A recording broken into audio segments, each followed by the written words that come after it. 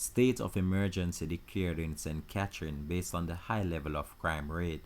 Hi again and welcome. This is Links 007 TV News Report, and we'll be right back with the full details to come. If it's the first time you're watching, please remember to like, share, subscribe to the channel. Click the notification bell and click on all so you're always updated with our latest report. We'll be right back after this short break with the full details. Welcome to Links 007 TV News Report, providing you with the best in local and international news updates. This is a place where you can get the most reliable and informative news information. Links 007 TV News Report. Welcome back and thanks for joining us. This is Links 007 TV News Report. The government of Jamaica has declared a public state of emergency for St. Catherine. The announcement was made by the Prime Minister Andrew Holness at a press conference at Jamaica House on Friday morning. The public state of emergency was declared following Tuesday's gun attack that sent people scampering in the busy commercial district of Spanish Town Market, resulted in 2 people being killed and the imposition of a 48-hour curfew in some communities to get a handle on the apparent spiraling crime situation. Overall, it was a bloody day in and around the Spanish Town area, with several other shootings and killings taking place. According to Mr. Holness, the emergency powers were necessary because violence is a disease that has swept across the country. The Jamaican government has to act. We cannot sit by and see innocent Jamaicans going about their business on their way to work and from the market and having to be scumbered for their life, he said. Good morning, everyone. After careful consideration and review of the current crime situation, His Excellency, the Governor General, has declared a state of public emergency for the parish of St. Catherine. The Commissioner of Police and the Chief of Defense Staff will give the boundaries and other specifics relating to the operations of the state of public emergency so declared. I decided to advise the Governor General to make such a declaration on the recommendation of the Chief of Defense Staff and the Commissioner of Police. Today, I will give the public a strategic understanding of the actions of the government as it relates to crime fighting and dealing with violence in the society. Government has as its first responsibility the preservation and protection of life.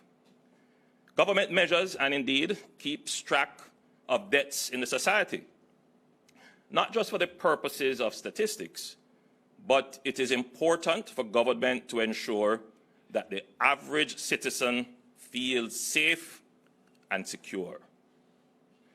We understand that persons in our society will die. Death is a part of life.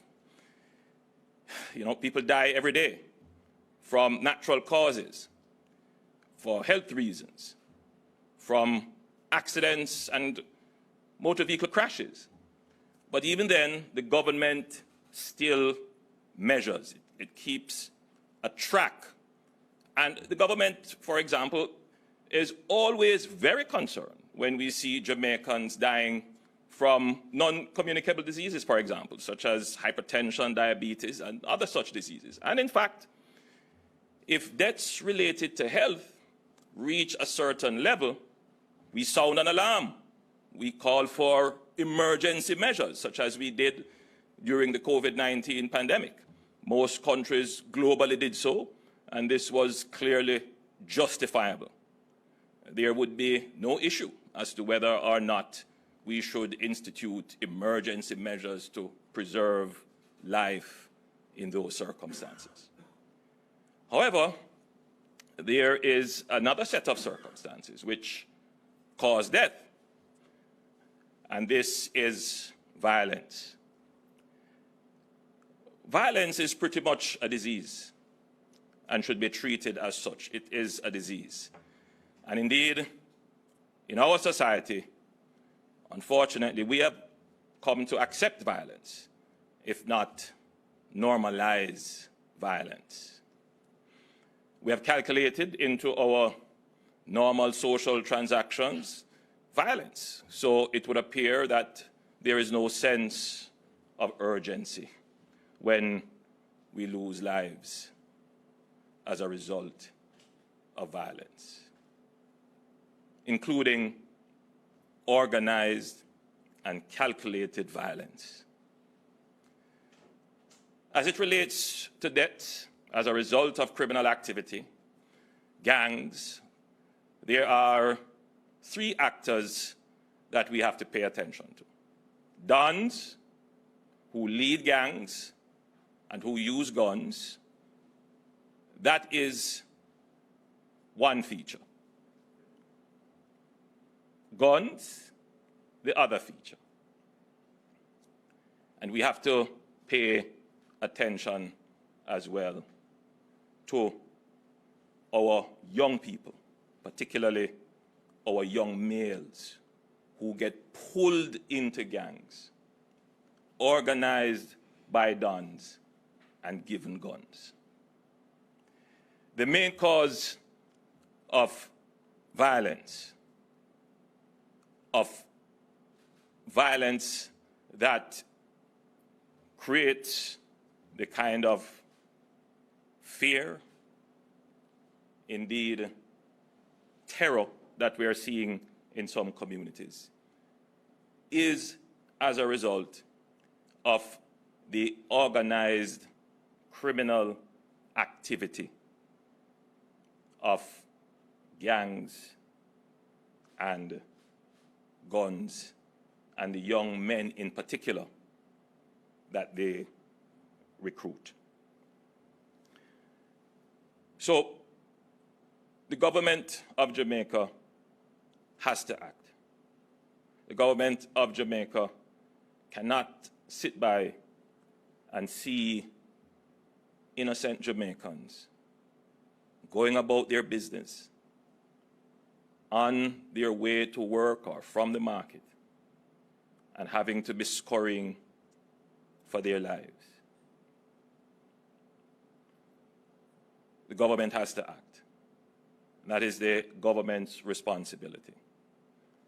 We, of course, must act within the boundaries of our laws and constitution. And we rely on our courts to give us guidance and interpretation. And we will always dutifully, responsibly follow the guidance of the courts as they interpret the law. As we see the law and we go through our interpretation as well, we make the best policies that we can until the courts pronounce. But it must never be said that the government did not act. As Prime Minister, you elected me to discharge my duties fully in support of the defense of the first and most important right, which is the right to life. I thank you, ladies and gentlemen, and I invite the Commissioner of Police to give further details. Thank you, Most Honourable Prime Minister. Ladies and gentlemen, members of the media, good morning. The epidemic of violence persists. Gangsters armed with illegal guns continue to kill each other. The high level of violent crime being experienced in St. Catherine, particularly within the past 2 months, has risen to a scale and nature that greatly endangers public safety. The parish has historically been one of the more violent in the country, with organized and highly violent criminal gangs, affiliates, and breakaway factions engaged in deadly inter- and intra-gang conflicts. These conflicts have reached the stage where family members, including the parents of gangsters, have been killed in reprisals and counter-reprisals. When this happens, it creates the conditions for gangsters to take greater risks to carry out revenge, with little or no consideration for collateral damage, whether it's injury to persons or damage to property. We saw this play out recently in the Spanish Town Market District. Violence of this nature creates fear that disrupts normal activities, livelihoods and commerce. The parish has 12 active gang conflicts, which can result in murders and shootings at any given time. Since the beginning of 2022 in St. Catherine, we have arrested 82 persons for illegal possession of firearm, ammunition, or both, and seized 59 illegal guns, an increase of 28% compared to last year. We have also continued to prosecute gangs and gang members and are leading several active community engagement programs across the parish. Despite these efforts, as at June 15, the St. Catherine North Division recorded 70 murders and 51 shootings, representing a 52% and 76% increase respectively when compared to the similar period in 2021.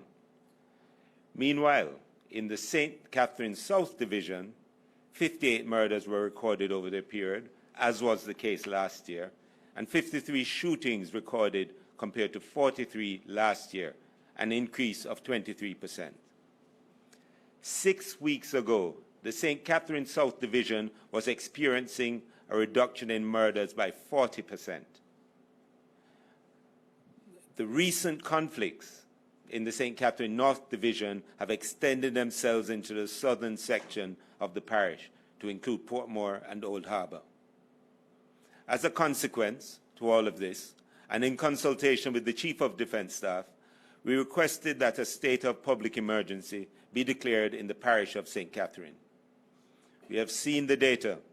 We have demonstrated through previous SOEs that this methodology has been very effective in quickly reducing violent crimes. An SOE at this time will allow us the opportunity to optimize available resources, in particular the support from the JDF. As we advance the strategies to reduce crime and violence across all police divisions, we continue our focus on gangs, guns, and gunmen. The Get All the Illegal Guns campaign continues, with 368 illegal guns seized, an increase of 8%. And in June alone, we have already seized 48 illegal guns, and we have also seized 7,449 rounds of ammunition, an increase of 52% over last year.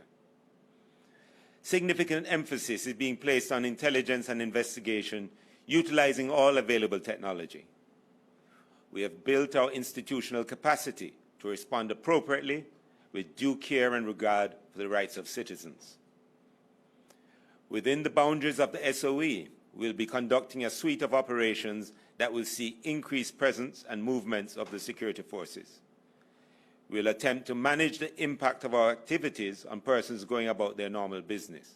However, there is likely to be some disruption and delays, and we ask for your patience and understanding as we collectively respond to the violence in St. Catherine. The public can assist by complying with the security officers at checkpoints, adhering to the curfew guidelines, and notifying the JCF of any breaches of professional conduct by members. For persons residing outside of St. Catherine, please advise us if you see persons turning up in your communities that you may have concerns about. The public can contact us, as always, by calling the JCF tip line at 811, Police Emergency at 119, or Crime Stop at 311. Thank you, Prime Minister, ladies and gentlemen. The government has to act. That is the responsibility of the government. We, of course, must act within the boundaries of our laws and constitution, he added. For his part, the Police Commissioner, Major General Anthony Anderson, said that the state of public emergency has proven to be effective in reducing murders across troubled areas in the past. This has been Links 007 TV News Report. Thanks for watching.